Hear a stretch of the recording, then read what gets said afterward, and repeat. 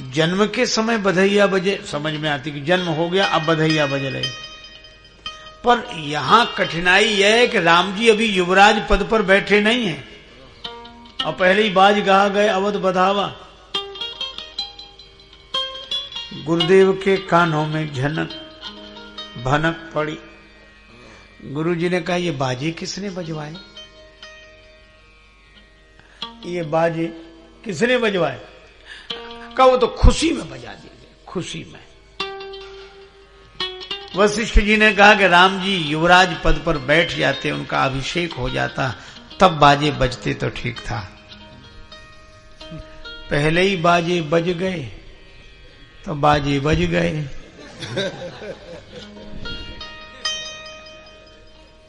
अब यह भी कितना सुंदर संकेत है कि कार्य पूरा हो जाए फिर बाजे बजे। अब कार्य पूरा हो ही नहीं और पहले ही बाजे बज जाए। वशिष्ठ जी ने कहा कि बाजे बज गए तो बाजे बज गए। गुरु जी ने कहा हमने तो नहीं कहा था कि बाजे बजवाओ। किसी ने कहा कि मन से बजा दिए गए। वशिष्ठ जी ने कहा कि बस यही बात तो है। क्या राम राज्य गुरुमुखी ढंग से आता है, मनमुखी ढंग से नहीं आता। क्या बात है। अच्छा, बाजे बजने से गड़बड़ी क्या हुई? जितने विघ्न संतोषी देवमंडल के सदस्य, उनको अच्छा नहीं लग रहा है।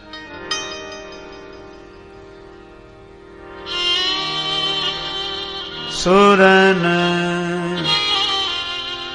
सुहाय सुरन सुहाय अवध बधावा सुरन सुहाय अवध बधावा सुरन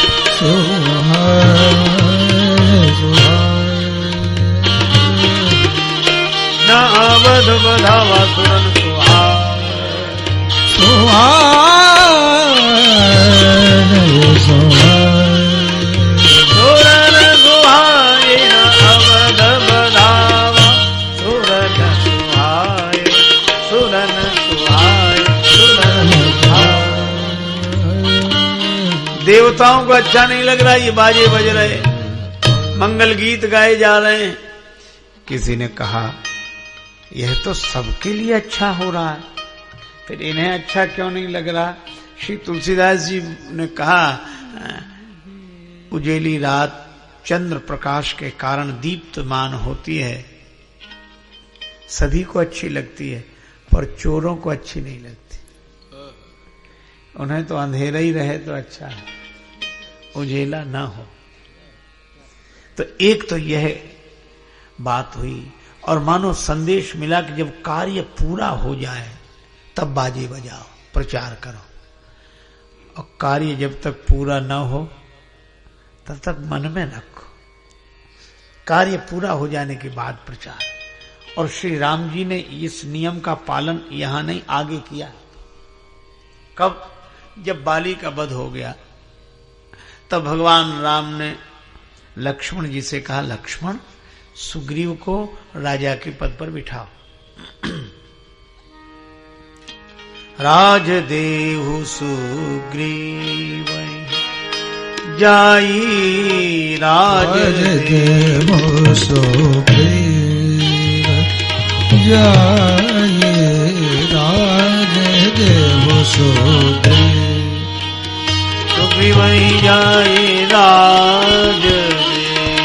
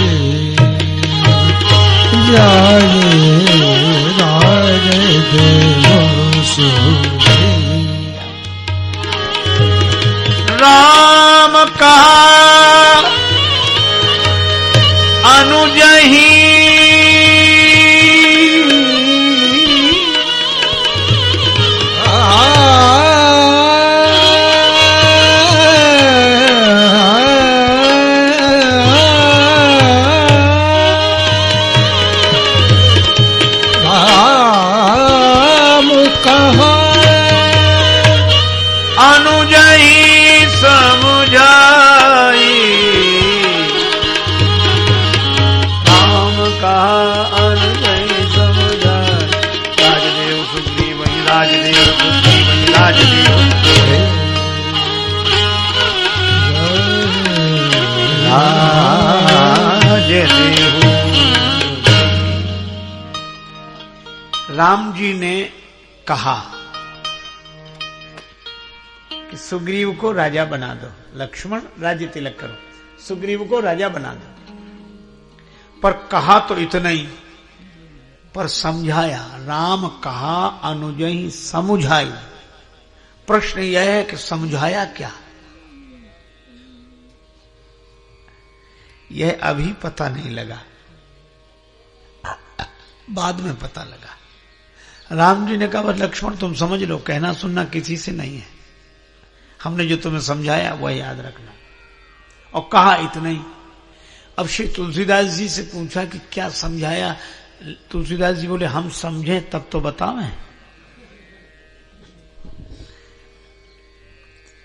अब यह रहस्य बना रहा समझाया क्या। पर श्री राम नीति प्रीति परमार्थ स्वार्थ को न राम समझान यथार्थ, परम नीतिज्ञ हैं। श्री राघवेंद्र ने भेज दिया लक्ष्मण जाओ, और लक्ष्मण जी ने लक्ष्मण तुरंत बुलाए, तुरंत, देर नहीं। पुरजन विप्र समाज, ब्राह्मणों को परिजनों को सबको आदर पूर्वक आमंत्रित किया। राजदीन सुग्रीव कहा, सुग्रीव जी को राजा बनाया। अब आप देखो तिलक कर दिया राजा का, आधे से अधिक दोहा हो गया, पर अभी यह समझ में नहीं आया कि श्री राम जी ने समझाया क्या था। सबने जय जयकार की, सुग्रीव राज्य पद पर बैठे, तिलक हो गया हो गया हो गया हो गया। श्री लक्ष्मण जी ने कहा अभी एक कार्य रह गया है। क्या? पास खड़े अंगद जी को बुलाया। अंगद तक को यह समझ में नहीं था कि हमारे साथ ऐसी अनुकूलता का व्यवहार होगा। अंगद क्यों बुलाया जा रहा? सबने कहा राज्य का अभिषेक तो हो गया, अभी युवराज का अभिषेक होना है। राजदीन सुग्रीव कहां, अंगद कहां युवराज, अंगद जी को युवराज बनाना यह समझाया था, पर कहा नहीं था। कहा इतना ही था कि सुग्रीव को राजा बना दो। बाद में श्री लक्ष्मण जी ने श्री राम जी से कहा कि प्रभु आपने इसको गोपनीय क्यों रखा? राम जी ने कहा इसलिए मैं सोच रहा था कि जो मेरे साथ दुर्घटना हुई वह अंगद के साथ न हो। मुझे भी तो युवराज बनाया जा रहा था, पर पहले ही बाजे बजा दिए गए, पहले ही उसका प्रचार हो गया तो मैं बन ही नहीं पाया। तो अगर अंगद जी युवराज पद पर बिठाए जाएंगे, इसका हल्ला मच जाता तो पता नहीं कौन सा विघ्न उपस्थित हो जाता। इसलिए अच्छे कार्य जब पूरे हो जाएं तभी उनका प्रचार करना चाहिए।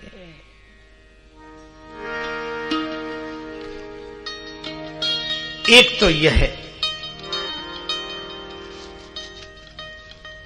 बात, दूसरी यह है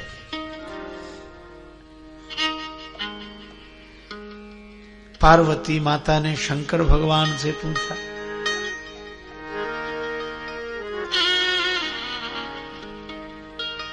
राज तजा सो दूषण काहि, दूषण काहि राज तजा।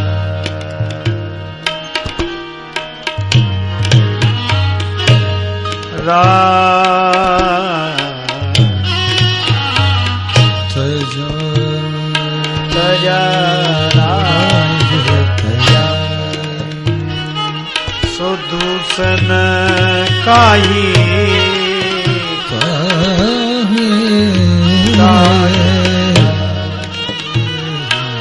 राज तजा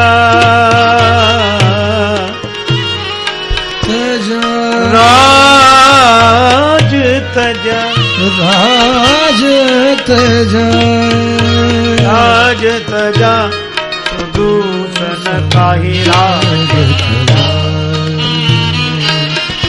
तजे राज तजा तजा तजा राज तजा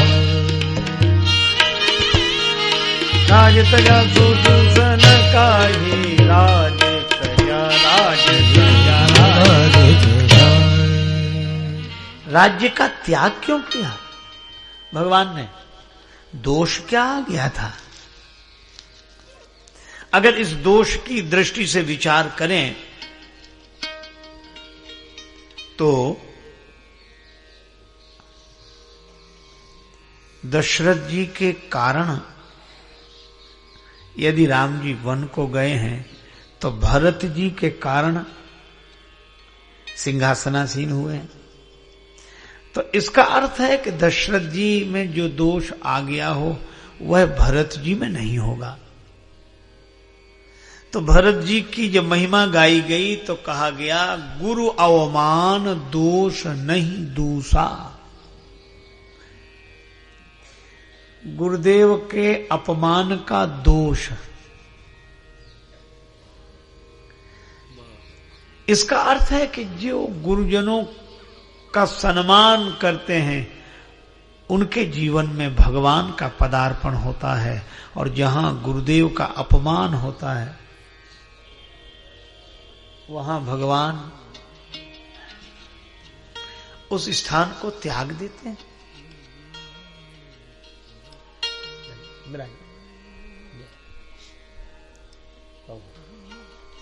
अच्छा, अपमान क्या हुआ?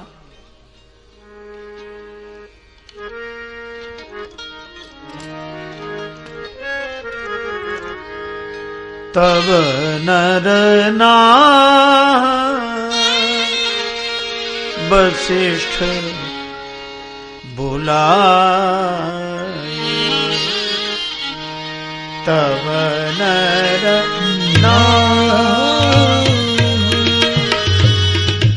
वशिष्ठ बुलाए, तब नर वशिष्ठ बुलाए, तब नर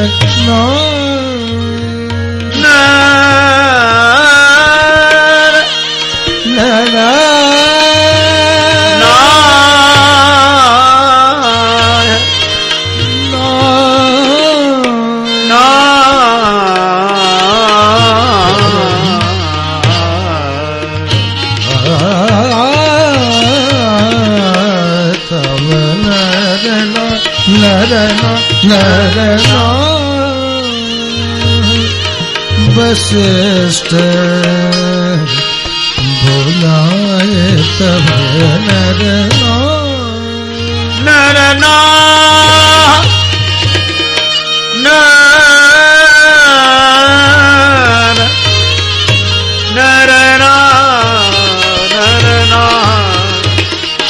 तब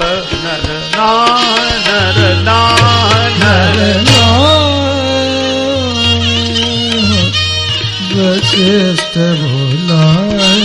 अब आप विचार करो, दशरथ जी को राम जी मिले कैसे? जब दशरथ जी गुरु जी के यहां गए, गुरु गृह गए तुरंत महिपाला, गुरुदेव के दर पर गए दशरथ जी तो राम जी उनके घर में आ गए। इसका अर्थ है कि जो गुरुदेव के दर पर जाते हैं भगवान उनके घर पर आते हैं। लेकिन आज दशरथ जी नहीं गए गुरु जी के पास, गुरु जी को बुलाया। अच्छा चलो, कठिनाई हो, मजबूरी हो तो यह कहा जा सकता है कि गुरुदेव से प्रार्थना करना कि मैं नहीं आ पा रहा हूं, वे ही कृपा करके पधारें। पर यहां गुरु संबोधन भी नहीं है। तब नर नाह वशिष्ठ बुलाए। वशिष्ठ जी को बुलाया। अब गुरुदेव नहीं दिख रहे, वशिष्ठ दिख रहे हैं। और किसने बुलाया? नरनाह। अब यह व्यंग देखो, नर कहते हैं मनुष्य को, और नाह स्वामी, मनुष्यों का राजा। राजा साहब बुला रहे हैं। अच्छा, राजा साहब किसे बुला रहे हैं? गुरुजी को बुलाते तो शिष्य बुलाता, पर राजा साहब बुला रहे हैं इसलिए गुरुजी को नहीं, वशिष्ठ को। ये गुरुदेव का अपमान हो गया। तब नर नाह वशिष्ठ बुलाए, तब नर नाह वशिष्ठ बुलाए, तब नर नाह वशिष्ठ बुलाए, तब नर नाह वशिष्ठ। राम धाम सिख दैन पठाए,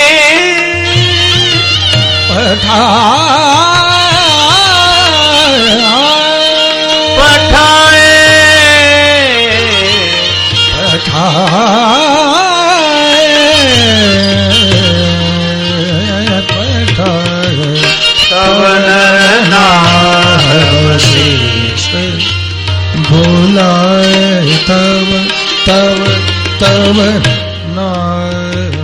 तब नर नाह वशिष्ठ बुलाए, तब नर नाह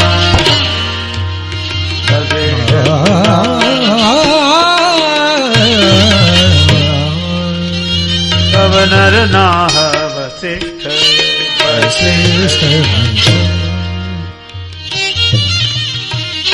बुलाया।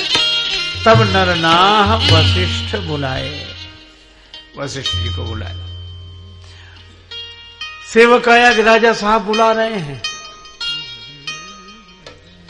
गुरुजी ने सोचा कि अब तक तो राजा साहब आते थे,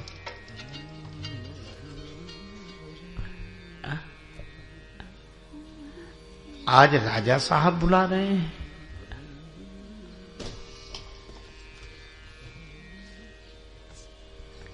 गुरुदेव भगवान की जय, पूज्य स्वामी जी महाराज की जय, सब संतन की जय, सब भक्तन की जय। गुरुदेव से सेवक ने कहा कि राजा साहब बुला रहे हैं।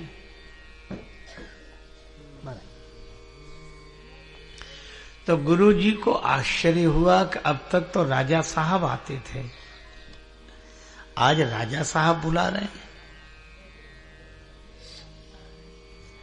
तो गुरुजी से किसी ने कहा कि आप मत जाओ, आप गुरु हो, अपनी गरिमा में रहो। वशिष्ठ जी ने कहा कि मैं अपनी दृष्टि में गुरु नहीं हूं, उसकी दृष्टि में गुरु हूं। मेरा तो कोई संकल्प ही नहीं है, सर्वारंभ परित्यागी, मेरा कोई संकल्प नहीं। श्री स्वामी राम तीर्थ जी का वचन है, मैं न बंदा था न खुदा था, मुझे मालूम न था, दोनों इल्लत से जुदा था, मुझे मालूम न था। मेरा कोई संकल्प नहीं, मैं सब संकल्पों का साक्षी हूं। तो गुरु कैसे हो? का शिष्य के संकल्प से गुरु हूं, शिष्य की दृष्टि में गुरु हूं। तो फिर उसने तो आपको गुरु नहीं समझा, लघु समझा, इसीलिए तो बुला रहा है। तो वशिष्ठ जी ने कहा कि अब उसका संकल्प है, वो गुरु समझे तो मैं गुरु हूं, वो लघु समझे तो मैं लघु हूं, पर मैं अपने स्वरूप में न गुरु हूं न लघु हूं। वो गुरु समझेगा तो कल्याण उसका, और लघु समझेगा तो पतन उसका। गुरुजी चले गए, तब नर नाह वशिष्ठ बुलाए, तब नर नाह वशिष्ठ राम धाम सिख देन पठाए,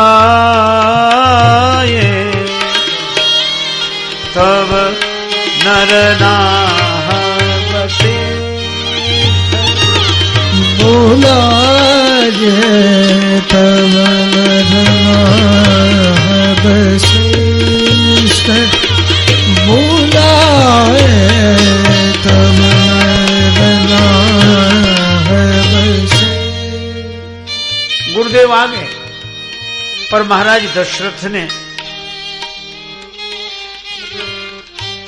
यह भी नहीं किया कि गुरुदेव क्षमा करें, मैं किसी कठिनाई में था, आपके चरणों तक उपस्थित नहीं हो सका, आपको ही कष्ट करना पड़ा, विराजिए।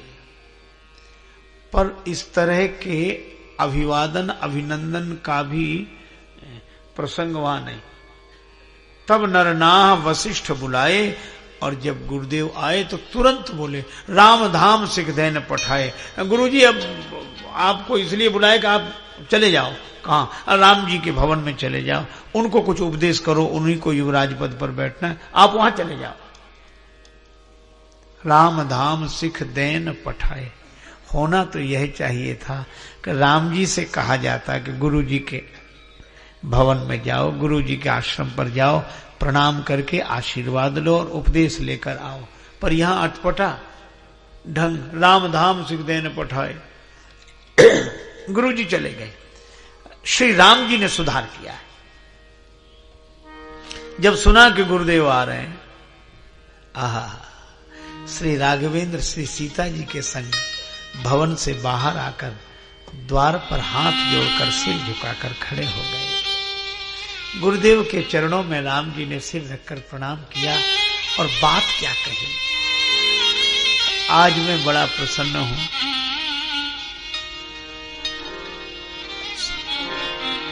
सेवक सदन स्वामी आगमनु, सेवक सदन स्वामी आगमनु, सेवक सदन स्वामी आगमनु, सदन मंगल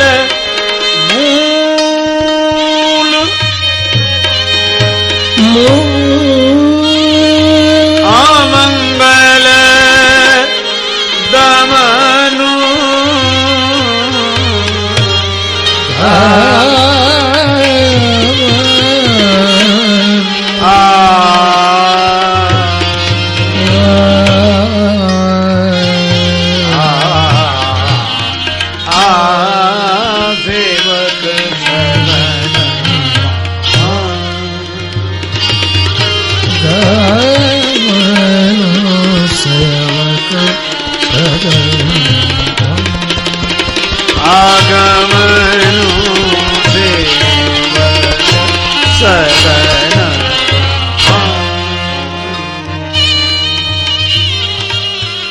श्री राघवेंद्र ने कहा, गुरुदेव भगवान पधारे हैं तो सेवक के भवन में स्वामी के श्री चरण आए।